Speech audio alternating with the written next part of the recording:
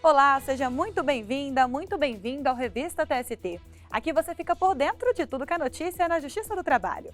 E na edição de hoje você vai ver. Motorista de caminhão de coleta não consegue aumentar percentual de insalubridade. A perícia não comprovou que ele era exposto a agentes biológicos em nível máximo. Gerente de agência dos Correios vai ser indenizado após sofrer 4 assaltos. E ainda, 7ª turma mantém justa causa de membro da CIPA que viajou durante licença para repouso. Essas e outras notícias agora no Revista TST.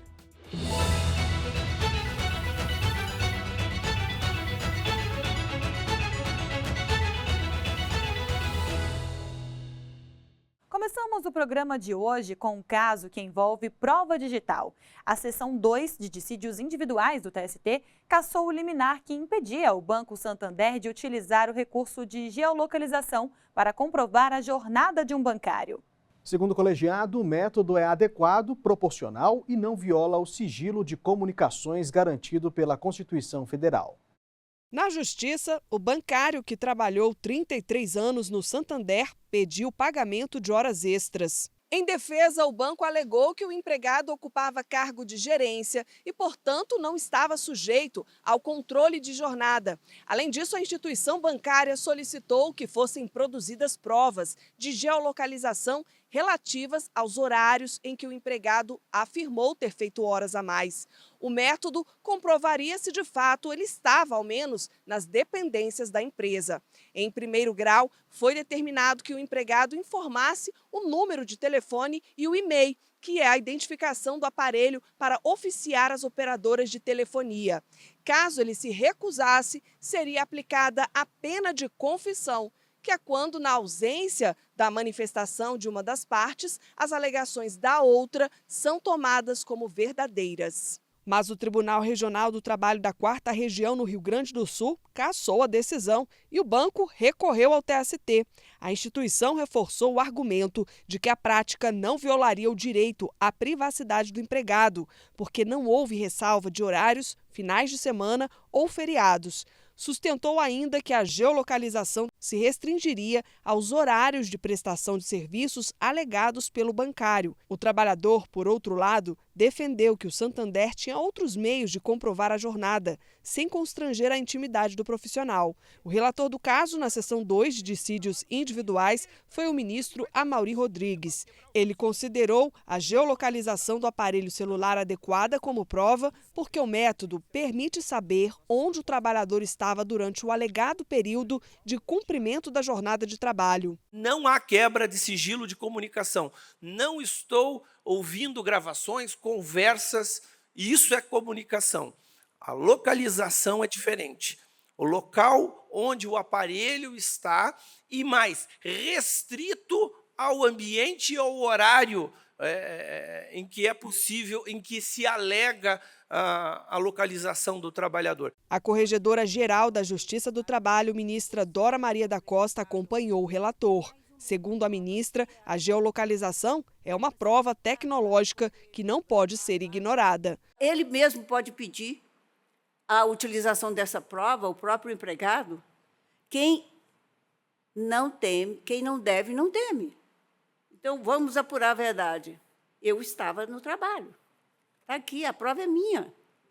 Então, não vejo nenhum prejuízo a qualquer das partes. O ministro Douglas Alencar reforçou o entendimento de que a Justiça do Trabalho não pode ignorar as inovações tecnológicas como fonte de auxílio para solucionar conflitos. Os telefones celulares e smartphones são verdadeiras próteses. Nós convivemos com a tecnologia, estamos o tempo todo conectados à rede, não há, conforto possível fora da rede, por uma série de razões, de sorte que é possível, me parece plenamente possível, talvez mais até do que isso, recomendável, necessário, que as provas por essa via tecnológica sejam cada vez mais utilizadas. Já o vice-presidente do TST, ministro Aloísio Corrêa da Veiga, abriu divergência.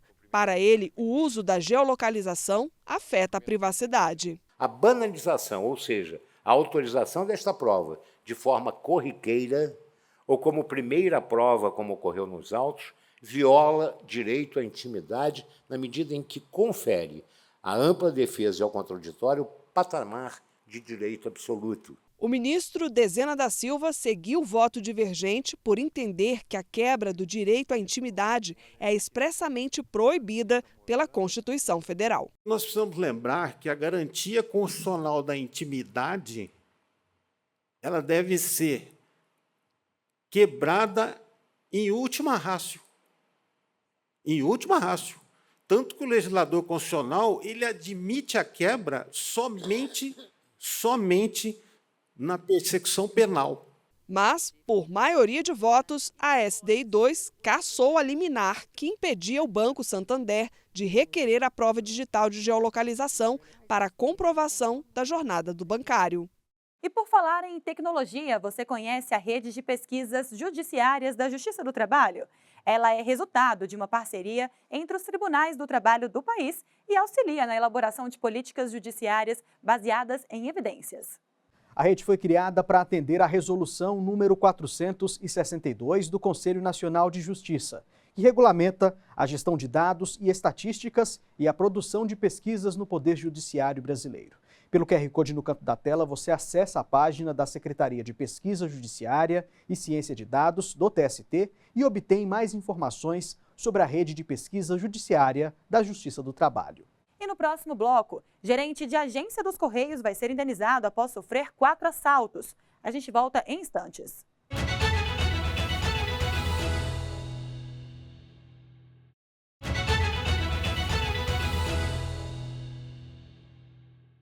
O TST é composto por 8 turmas. Fique agora com um giro de decisões desses órgãos colegiados.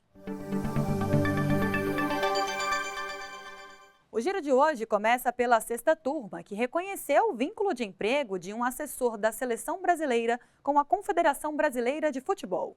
Ele trabalhou para a CBF por 33 anos e participou de 8 Copas do Mundo. O repórter Pablo Lemos detalha esse caso para a gente agora. Oi, Pablo. Olá, Anderson, Luana. O analista de futebol disse que atuou como observador da seleção. Por isso, viajava para assistir a jogos de clubes, principalmente em outros países, e também acompanhava diversas partidas pela televisão. Ele afirmou ainda que fechava relatórios sobre os possíveis adversários do Brasil e sobre os jogadores que poderiam ser convocados. Os dados eram enviados ao técnico da seleção. Além disso, o profissional fazia parte da delegação da CBF em competições internacionais. Na Justiça do Trabalho, ele pediu o reconhecimento do vínculo de emprego pelos 33 anos dedicados à seleção brasileira. Em defesa, a CBF alegou que a prestação de serviços era eventual, sem subordinação e habitualidade.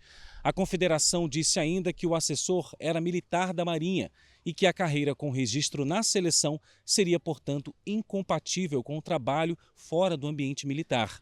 O Tribunal Regional do Trabalho da 1ª Região, no Rio de Janeiro, aceitou o pedido do assessor. O entendimento foi que o vínculo de emprego deve ser reconhecido porque havia pagamentos mensais. A CBF, então, recorreu ao Tribunal Superior do Trabalho. O relator do caso na 6ª turma, desembargador convocado José Pedro de Camargo, explicou que, para entender de forma contrária, seria necessário o reexame de fatos e provas, o que é vedado nessa fase recursal. Em relação ao trabalho feito por militar, o magistrado lembrou que o TST já firmou entendimento de que é possível reconhecer a relação de emprego desde que estejam preenchidos os requisitos da consolidação das leis do trabalho. Há nos autos ofício da Marinha do Brasil informando a inexistência de óbices para o exercício da atividade privada e provas da liberação do reclamante pelo ministro da Marinha para servir a reclamada. A decisão foi unânime, mas a Confederação Brasileira de Futebol entrou com recurso. Volto com vocês. Obrigado, Pablo. Bom trabalho para você. E o assunto agora é assalto relacionado ao trabalho. A empresa pode ser responsabilizada por eventuais crimes praticados contra empregados que estão em serviço? A resposta é sim, viu, Anderson? Um gerente de agência dos Correios vai ser indenizado em R$20 mil após ter sofrido 4 assaltos em 6 anos. A decisão da segunda turma segue o entendimento do tribunal de que o risco inerente às atividades desempenhadas em agência com banco postal justifica a responsabilidade da empresa. A repórter Samanta Flor tem mais informações para a gente. Oi, Samanta. Oi, Luana. Oi, Anderson. O empregado trabalhava na agência de Careaçu, em Minas Gerais. Ele relatou que ficava a maior parte do tempo em agências que atuam como banco postal, com maior movimentação financeira de valores em espécie. No período de 6 anos, ele afirmou ter sofrido 4 assaltos com armas de fogo. Alegou ainda que, além do trauma, foi responsabilizado por parte do prejuízo apurado na agência. Para o trabalhador, a empresa foi omissa na obrigação de proporcionar segurança básica aos empregados. Por isso, solicitou na Justiça indenização por dano moral. O pedido foi negado em primeiro e segundo grau. Para o Tribunal Regional do Trabalho da Terceira Região, em Minas Gerais, ainda que os assaltos tenham deixado sequelas psicológicas, nenhum elemento apontava para a culpa da empresa. Ainda de acordo com a decisão, os Correios não são obrigados a implementar aparato de segurança próprio das instituições financeiras. O caso chegou ao Tribunal Superior do Trabalho. O relator do recurso na 8ª turma foi o ministro Sérgio Martins.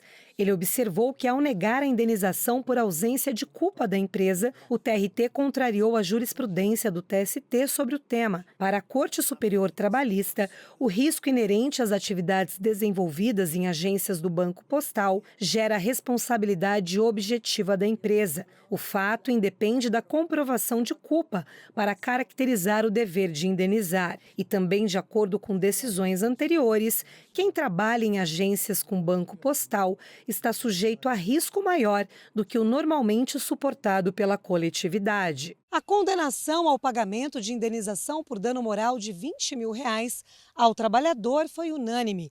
Não cabe mais recurso. Volto com vocês no estúdio. Muito obrigada, Samanta, e até a próxima. Vamos agora para a 7ª turma, que manteve a demissão por justa causa de um consultor de vendas de Barueri, em São Paulo. O trabalhador tentava reverter a dispensa, alegando ter direito à estabilidade provisória por ter cumprido o mandato na Comissão Interna de Prevenção de Acidentes, a CIPA da empresa. Exatamente. E quem acompanhou esse julgamento foi a repórter Larissa Batista. Oi, Larissa, conta pra gente qual foi o motivo da justa causa. Oi, Anderson. Oi, Luana. A empresa justificou que demitiu o rapaz por ele ter se afastado do trabalho após apresentar um atestado médico. Só que ele postou nas redes sociais fotos viajando durante o período de licença. A Tokstok considerou a conduta como falta grave. Já o consultor de vendas argumentou na reclamação trabalhista ter estabilidade provisória garantida, porque tinha cumprido há menos de 1 ano mandato na CIPA da empresa, a Comissão Interna de Prevenção de Acidentes.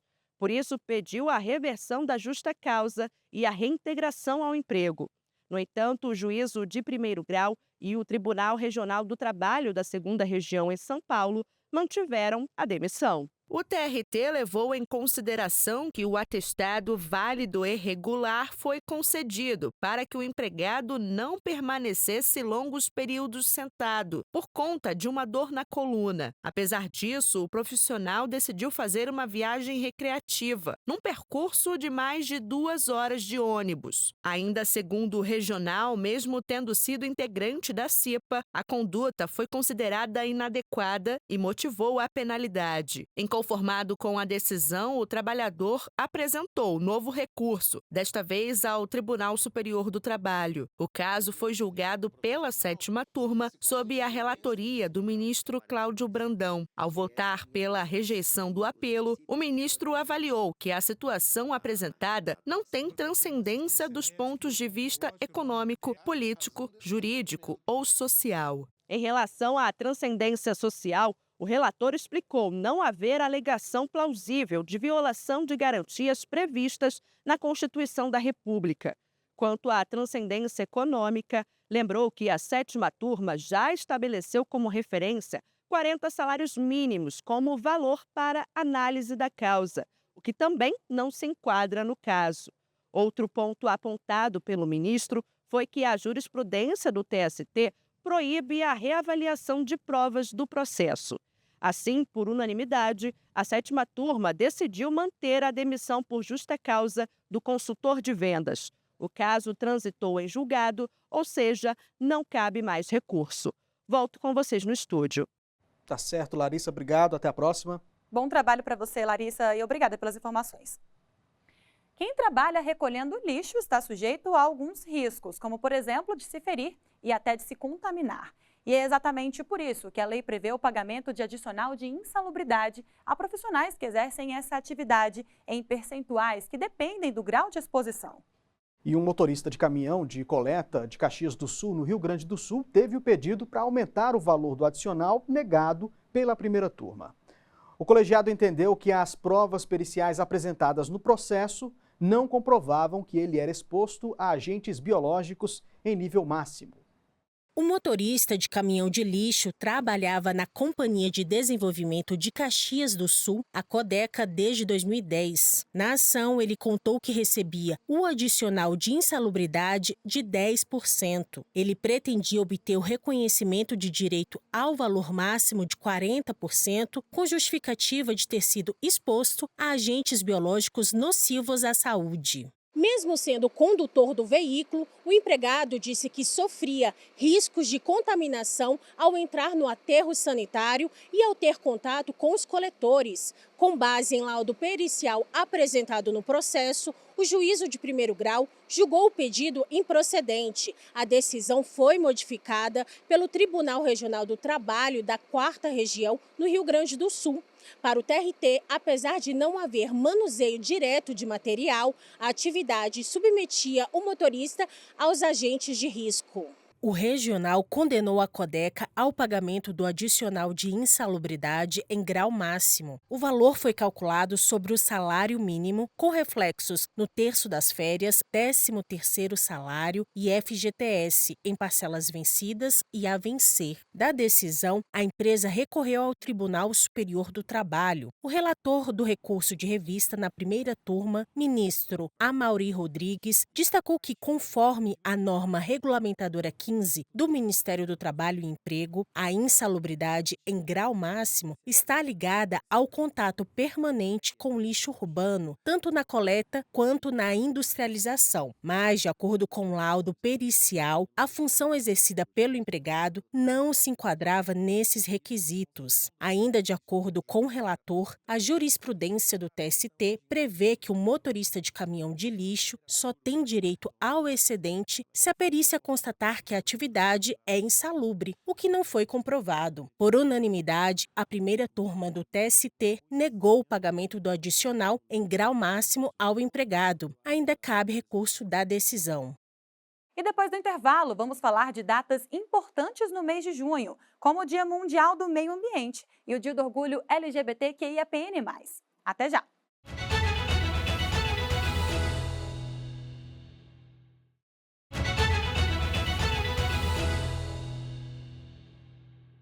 Junho é o mês em que se celebra o Dia Mundial do Meio Ambiente. O tema é destaque pela Organização das Nações Unidas, que visa ampliar as iniciativas voltadas à sustentabilidade. Pois é, Anderson, e aqui no Brasil temos alguns exemplos de tragédias ambientais que vitimizaram diversos trabalhadores e empresas.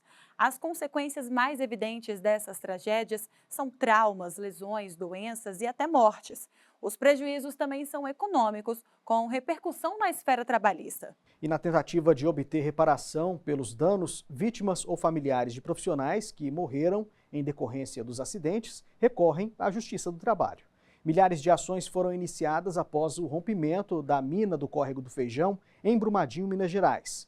E nós entrevistamos a juíza auxiliar da presidência do TST, Adriana Melônio, que destacou que essa tragédia foi causada por negligência e, por isso, é necessário um olhar humanizado sobre o assunto. Vamos ver. Eu acho que a gente tem que pensar muito em quem são as pessoas que são afetadas. No caso de Brumadinho, você tem uma empresa que foi responsabilizada. Ela não foi uma tragédia ambiental que aconteceu, né, por conta não é uma tragédia climática que não tenha tido uma causa, né? Houve uma questão de uma empresa ali que estava envolvida. Então, você teve uma atuação do Ministério Público, né, do Trabalho e do Ministério Público estadual e do federal também para atuação, ingresso, né, de ações judiciais por conta desses casos. Ações individuais também foram colocadas. Então, você tem a responsabilização, a atuação da Justiça do Trabalho por conta da responsabilização de empresas. E recentemente, Anderson, as enchentes no Rio Grande do Sul deixaram inúmeras pessoas e empresas em situação de calamidade ou emergência. Nesses casos, a Justiça do Trabalho atua fortemente por meio da mediação de conflitos.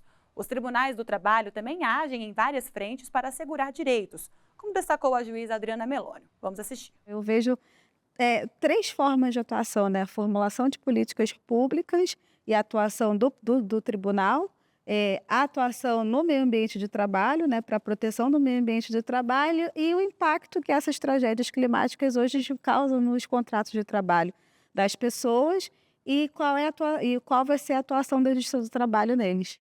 E a gente continua falando de temas que ganham destaque no mês de junho, mas agora o assunto é outro. O Dia Internacional do Orgulho LGBTQIAPN+, é celebrado em 28 de junho. E sobre esse tema, o programa de rádio do TST, Trabalho e Justiça, preparou uma reportagem especial. A editora do programa, Liamara Mendes, tem mais informações pra gente. Oi, Liamara. Oi, Luana. Oi, Anderson. A nossa reportagem especial é uma viagem no tempo.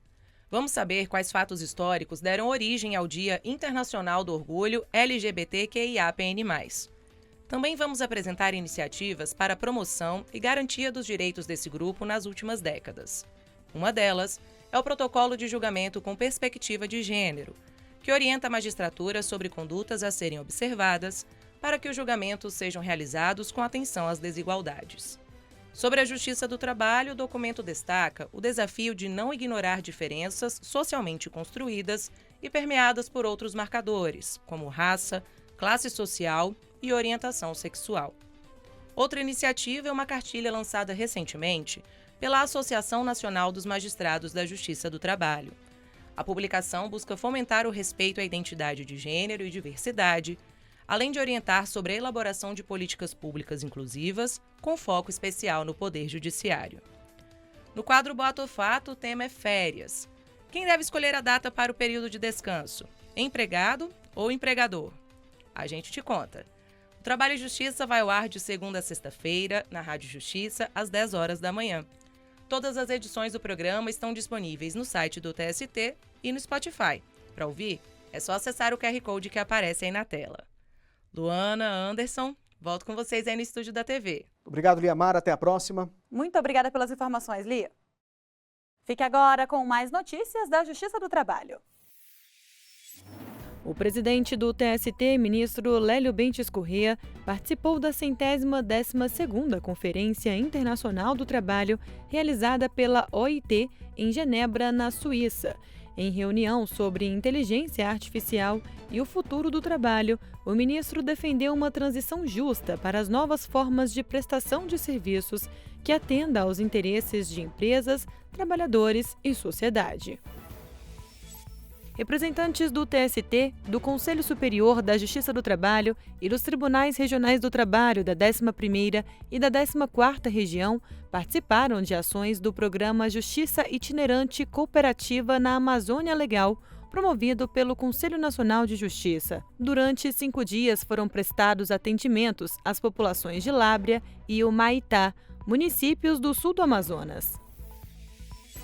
O Tribunal Superior do Trabalho conquistou a pontuação máxima no ranking da transparência do Judiciário. Feita pelo CNJ, a lista incentiva os órgãos do Judiciário a fornecerem informações de forma clara e padronizada. A ideia é facilitar o acesso aos dados pela sociedade e permitir o controle, a fiscalização e a implementação do Portal da Transparência. O plenário do Senado Federal aprovou o advogado Antônio Fabrício de Matos Gonçalves para o cargo de ministro do TST.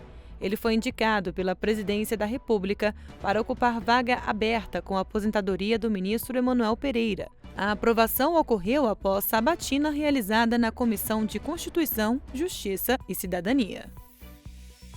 Está no ar mais um episódio do videocast Vozes da CLT, 80 anos de história. Dessa vez, a ministra do TST, Adelaide Miranda Arantes, ressalta o papel da Justiça do Trabalho e as garantias previstas na consolidação das leis do trabalho, que possibilitam o equilíbrio social. Para assistir, basta acessar o canal do Tribunal Superior do Trabalho no YouTube. O Revista TST fica por aqui. Muito obrigado pela companhia. Não se esqueça de também nos acompanhar pelas redes oficiais do Tribunal. Até semana que vem. Tchau, tchau.